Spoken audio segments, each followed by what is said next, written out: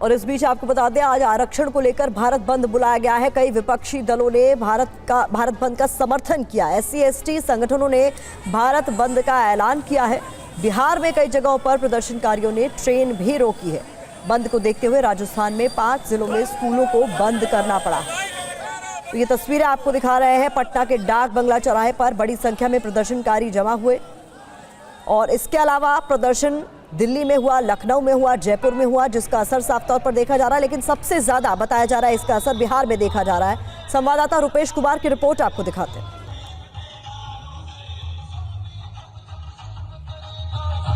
वैसे तो इस भारत बंद का असर बिहार के कई जिलों में देखा जा रहा है, लेकिन बिहार की राजधानी पटना के डाकबंगला चौराहे पर अगर आप देखें तो ये सुप्रीम कोर्ट द्वारा जो फैसला दिया गया उसके खिलाफ खास करके आरक्षण बचाओ संघर्ष समिति से जुड़े हुए जो कार्यकर्ता हैं वो यहाँ पर इकट्ठा हुए हैं और वो हल्ला बोल बिहार में दलितों का अपमान, सुप्रीम कोर्ट द्वारा SC/ST उप वर्गीकरण फैसले के खिलाफ बंद में कानून बनाकर नियम करो, ये बंद के दौरान ये यहाँ पर विरोध किया जा रहा है। केंद्र सरकार होश में आओ, ये नारा दलित विरोधी बताया जा रहा है।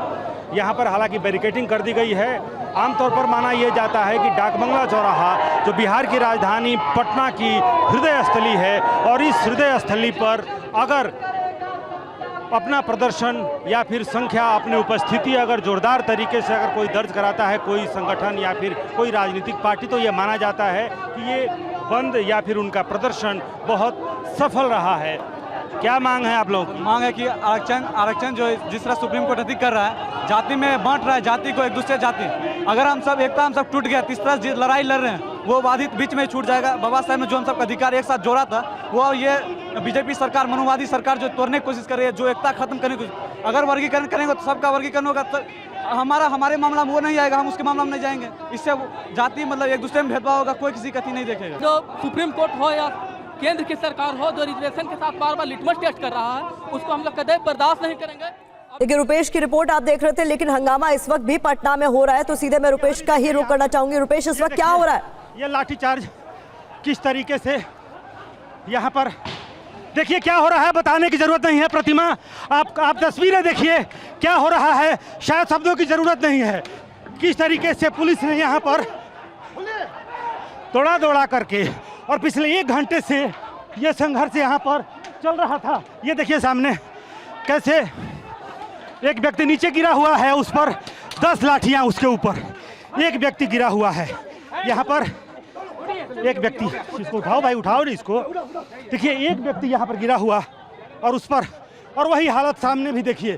प्रतिमा, आप जहाँ भी देखिए भागते हुए जो आरक्षण बचाओ संघर्ष समिति के ये कार्यकर्ता, और यहाँ भी देखिए फिर यहाँ पर पकड़े गए हैं, फिर यहाँ पर लाठियाँ जहाँ तहाँ, हालांकि छुपने की कोशिश इन लोगों ने की है।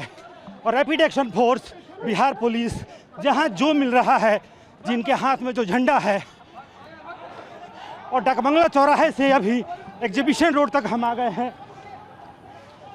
आगे आगे भागते हुए ये कार्यकर्ता, पीछे पीछे पुलिस वाले, और जहाँ जो मिल रहा है। सामने देखिए यहाँ पर अब पुलिस वालों को वापस बुलाया जा रहा है एग्जीबिशन रोड चौराहे तक।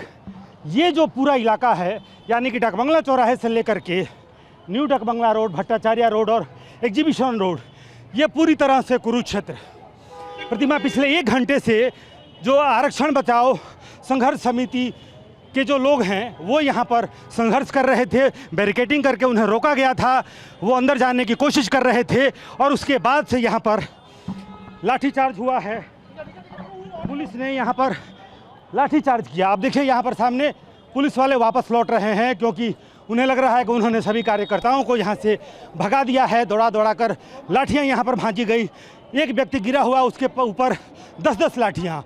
और हालांकि बहुत देर से ये दावा ये कर रहे थे कि वो शांतिपूर्ण तरीके से संविधान के दायरे में रह करके वो ये अपना आंदोलन कर रहे हैं, लेकिन उसके बाद से जैसे ही इन लोगों ने अपनी बैरिकेडिंग तोड़ी, बैरिकेडिंग तोड़ने के बाद से अंदर जाने की कोशिश की, और पुलिस को लगा कि उनके हाथ से चीज़ें निकल गई हैं। उसके बाद से यहाँ पर वाटर कैनन, उसके बाद से लाठीचार्ज हुआ यहाँ पर, और जो एसडीएम हैं वो कह रहे हैं कि हल्का बल प्रयोग किया गया है, बल प्रयोग करने की नौबत यहाँ पे आ गई थी। हालांकि जो साजो सामान था वो सब कुछ यहाँ पर उनका छूट गया है और उसके ऊपर भी हमने दिखलाया था प्रतिमा किस तरीके से जिस ऑटो के ऊपर अपना झंडा और तमाम जो साजो सामान है वो लेकर के यहाँ पर पहुँचे थे, उसके ऊपर भी लाठियाँ चलाई गई।